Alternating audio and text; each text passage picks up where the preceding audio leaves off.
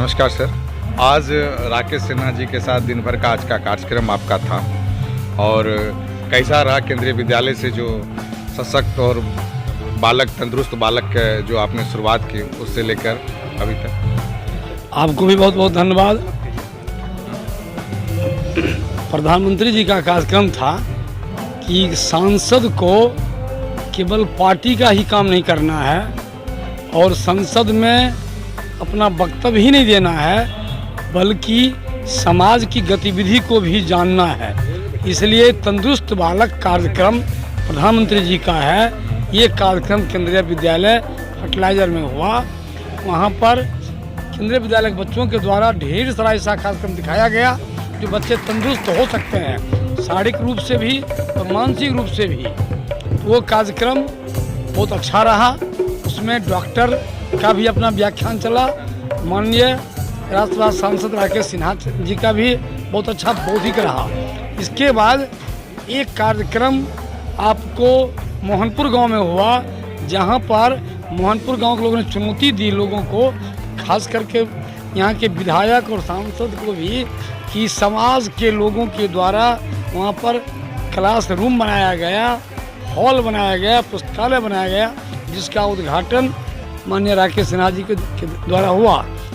तो मिला जुला के ये कहना है कि जब राकेश सिन्हा जी बेगूसराय आते हैं तो कार्यक्रम का बौछार हो जाता है।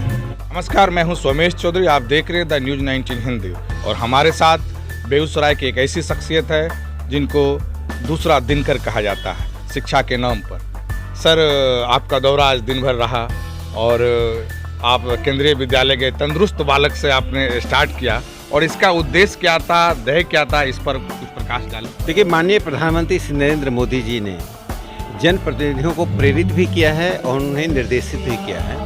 वे गांव-गांव, शहर-शहर में जाकर बच्चों से मिलें, बच्चों के स्वास्थ्य की हालत को देखें और तंदुरुस्त बालक प्रतियोगिता करवाएं। इससे स्वास्थ्य के प्रति एक चेतना जगती है, न सिर्फ बच्चों में बल्कि उनके अभिभावकों में, शिक्षकों में। उसी क्रम में केंद्रीय विद्यालय में यह प्रतियोगिता आयोजित किया गया जो बहुत ही सफल और रचनात्मक रहा। शिक्षकों की भागीदारी और प्रबंधन की भागीदारी के साथ साथ छात्रों में बहुत सा उत्साह देखने को मिला। योग का जो प्रदर्शन हुआ वह अद्भुत था। गुणवत्ता के कारण केंद्रीय विद्यालय का यह कार्यक्रम अच्छे कार्यक्रमों में गिना जाएगा। सर, मैंने देखा, मैंने कुछ फॉलो किया और मैं जिस गांव में रहता हूं और वहां विद्यालय के लिए भवन नहीं था, दामोदरपुर हाई स्कूल, उसके लिए आपने भवन दिया। मैं खुले मन से भी मीडियम से आपको धन्यवाद करता हूं एक ग्रामीण की हैसियत से। और आपने अपने योजनाओं को स्कूल का भवन बनाने में, पुस्तकालय बनाने में, कंप्यूटर की शिक्षा देने में, डिजिटल लिटरेसी हो, इस पर काम कर रहे। और जब कभी रात को सोते तो कैसा अनुभव होता है? देखिए, हमारा काम प्रयास करना है और जो देश तर्क का देश हो, उस देश में यदि शिक्षा का स्तर गिरे और हम धृतराष्ट्र की तरह देखते रहें तो यह भविष्य के लिए, आने वाली पीढ़ी के लिए हम गुनाहगार होंगे। इसलिए हर जनप्रतिनिधि का ये कर्तव्य है, नैतिक कर्तव्य और संवैधानिक भावना के अनुकूल उनकी जिम्मेदारी है कि शिक्षा के स्तर को बढ़ाने के लिए साझे प्रयास में शामिल हों। बेगूसराय रामधारी सिंह दिनकर जी की धरती तो है ही। बेगूसराय के लोगों की राजनीतिक चेतना इस देश में यदि मैं कहूँ तो सबसे अधिक है।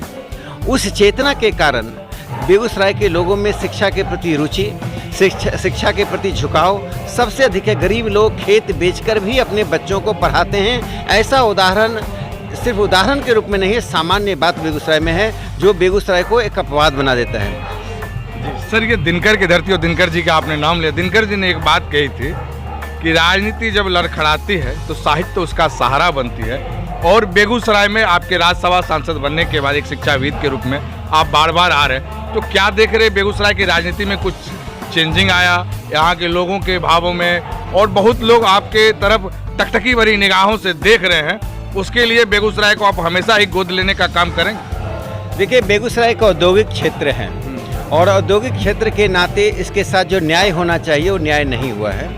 इसे एक जिले के रूप में देखना इसके प्रति अन्याय है।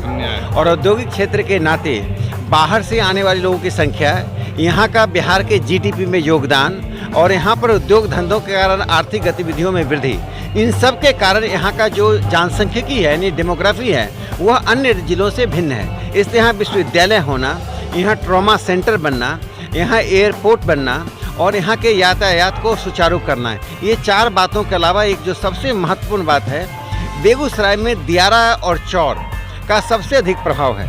लेकिन दुर्भाग्य की बात है कि बिहार और हिंदुस्तान के बहुत से जनप्रतिनिधियों को यह भी नहीं मालूम है कि दियारा क्या होता है, चौर क्या होता है। तो आज बेगूसराय के सामने सबसे बड़ी चुनौती है यहाँ के सामान्य और हाशिए के किसानों को राहत देने के लिए उनको दियारा से और चौर से मुक्ति दिलाई जाए। और जहाँ तक प्रभाव की बात है, मैं प्रयास कर रहा हूँ, तो उस प्रयास के दौरान मुझे लगता है लोगों में उसकी प्रति रुचि है।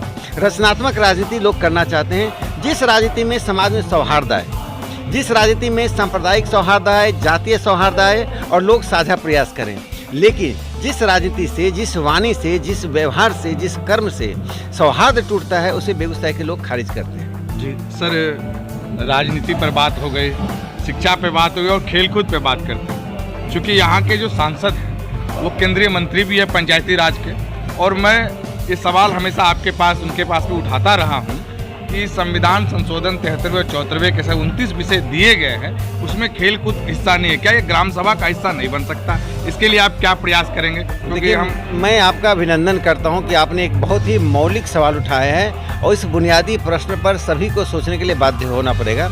आपने मुझे कहा और तभी से मेरे मस्तिष्क में आया, चूँकि पिछला सत्र बहुत ही डिस्टर्ब गया था विपक्ष की भूमिका के कारण, और प्रधानमंत्री श्री नरेंद्र मोदी जी ऐसे रचनात्मक सुझावों के प्रति बहुत सकारात्मक होते हैं। मैं पुनः आपका अभिनंदन करता हूं कि ऐसे विषय की ओर ध्यान दिलाया जिसकी ओर किसी और का ध्यान नहीं था।